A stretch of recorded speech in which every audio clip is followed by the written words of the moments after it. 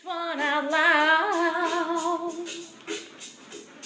I prayed that he would finish, but he just kept right on, strumming my pain with his fingers, singing my life with his words, killing me softly with his song, killing me softly with his song, telling my whole life with his word, killing me softly. Washing dishes. What makes your garden grow? Water and sunshine.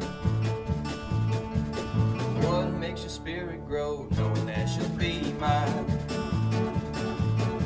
Tater bug, eating my potatoes. Tater bug, growing my tomatoes. Tater bug, what makes you so hungry? Tater bug, eating all my money. Hey guys, welcome back to my channel. I am Tangi the Caver's wife, and today is another installment of the Homestead Homemaking series. In the beginning of the week, we share a devotional to kind of set the tone for the week, and at the end of the week, we end it by showing you some of the things that we have done in our homes. And when I say we, I am talking about myself, Amy Fuel from the Fuel Homestead, as well as Farmer Meemaw. So this week has been a really busy week for me, so I have not filmed any cleaning or anything, but I will just show you. This is the kitchen. This is the most used room in the house.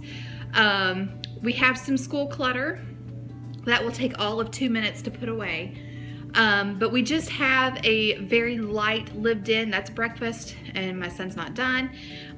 We just have a very light lived in look in the house right now, and I am completely okay with that. If somebody were to stop in right now, I would be completely okay with them coming in.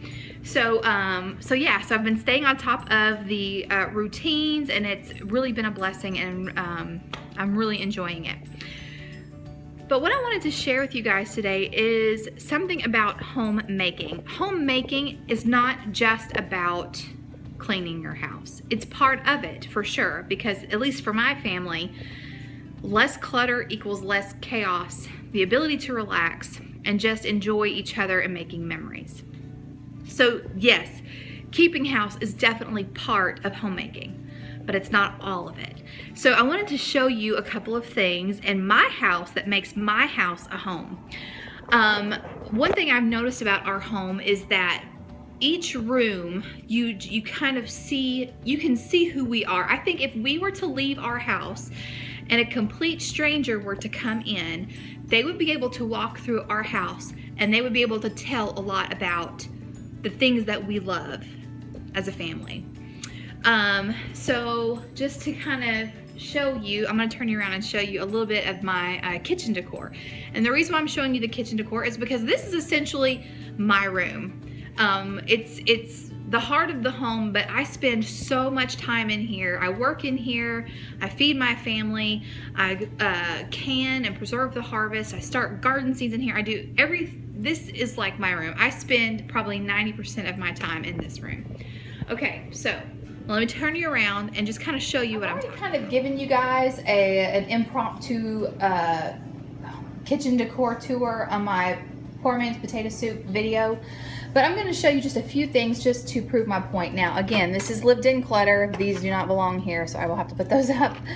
But I think anybody, if you were to come in my house and I wasn't here to introduce myself, you would be able to come in here and see my style, things that I like. I've got mason jars, I've got farm animals. Those are things that make me happy. Also, my kitchen color is a very bright and happy color. I've got fresh produce picked daily because growing my family's food is very important to me. I have this towel that I made. I eat local because I can. You know, it's funny, it's bright colored, but it also speaks about what's important to me. Then our school area, again, lived in clutter. My daughter cleaned out her school drawer and has not put everything back yet. but you can tell by the colors and what we have out that we're a happy family. We're cheerful. I personally like spaces that are bright and cheerful. Then in my laundry room, another place where I spend a lot of time, of course I have my greenhouse, but I also have happiness is homegrown. This kind of has like a gardening motif in here. Over here, this says pray for growth. And that's, my mom got me that. It's a platter from Cracker Barrel that she got a couple of years ago. Then my friend made this for me. It says be the light. It's Matthew 5:16, but it's a mason jar and it's got lightning bugs. So those are all things that speak about who I am and what's important to me. In these two rooms, my faith and my family and what I care about is represented. Now let me show you the living room. So here we have a Mammoth Cave print. Over here we have another Mammoth Cave print. This is the Mammoth Cave Hotel. This photo was actually taken, I think, right before the Mammoth Cave Hotel was burned down to the ground, and that was taken in 1880, I think. But yeah, this photo is in the Library of Congress. Here is a huge family photo that we have above our fireplace, and you'll never guess where this photo was taken. It was taken in Mammoth Cave National Park. This photo is of Stephen Bishop. He was a slave guide at Mammoth Cave.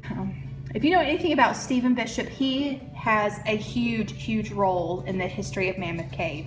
So it's very significant that his picture is in here, but also this photo was given to my husband by his supervisor that actually passed away a couple of years ago. So this has a lot of significance. We have a lantern. We have some books about caving. Are you noticing a theme here? And then over here we have some family photos. This photo was made for me by Ricky Beal, which is Amanda Beal from the Fundamental Home. That's her son painted that. It's a watercolor and it matches our living room like awesome. So you can tell just by these rooms a lot about our family and what matters to us. I'm not going to show you my kids' rooms, but my son's room has a lot of camo in it. It has a lot of wildlife in there. My daughter loves the beach, and so her room has a lot of beach-themed things in it. So to us, that is what makes our home, is that we are surrounded by things that say who we are and what we care about. So today I want to encourage you. You might be an imperfect housekeeper, and that's okay. It's a skill I think that we all work at continually. But I think the biggest thing is that we are making a home. We are making a place where we can look around and we feel understood and we feel loved and we feel safe. So today, instead of trying to think, what can I clean next or what can I organize next, maybe make something for your child's room.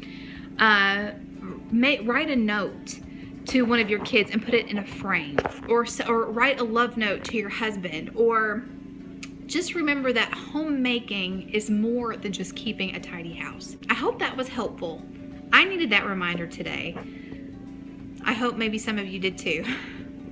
But with that being said, today we are going to a funeral. My husband's great uncle passed away and he was 98, and he was a well-loved man. And so, yeah, those are the things that matter. Are your kids, I think there's a level of cleanliness where when your kids look back, they're not going to think about how clean the house was or how organized their t-shirt drawer was. But what your family really looks back and thinks about, when I look back on my childhood, I think about the memories. I think about the memories that were made. I think about the love that I felt. I think about the good food that my parents made. I think about playing with my brothers. And that's what I think about when I think about home. So, yes, keeping a tidy house is important to a degree, but what's most important is that you are creating a place of love and sanctuary for your family. If you have any comments, I'd love to hear them. And don't forget, we also have a Homestead Homemaking Facebook page for us ladies that are kind of like helping each other, staying accountable on our housework, having organizing ideas and things like that. I do have a craft project that I plan on completing during this series, and I'm going to show you how to do it. I'll kind of give you a sneak peek really quick at what I'm going to be doing, and can't wait to show you guys. So my biggest complaint about this room is it's so brown. There's so much brown everywhere. We have brown couches, brown walls, and I don't know if you can see how high these ceilings are. Actually, the ceiling needs to be painted too.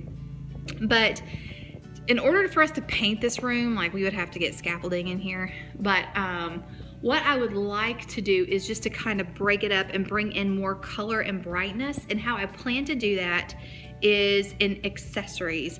And again, we don't have a bunch of money for, we don't have a bunch of money to spend on brand new things. So if you're crafty, you can make it. So let me show you really quick what my dog did. Okay, so we came home from church one afternoon. We came home from church and found this pillow in the floor with all of the stuffing ripped out, and this was done. That is the first time that she has done anything like that. So we were quite taken aback by it. So it is zipped, but as you can see, the zipper isn't closed all the way. So what my plan is I'm going to make new throw pillows, but I'm going to use part of the existing pillows, and I will show you how I do that and what I mean by that. Hopefully in the very near future. So so stay tuned for that, and I'm going to make that part of the Homestead Homemaking series. So okay, so I hope you're excited about that. I haven't done a sewing project for our house in quite a while, so I'm looking forward to doing that. Okay, so you guys enjoy your Saturday. I have a few more things to do before we start getting ready to go out of town for this funeral, and that's all I've got for you guys today.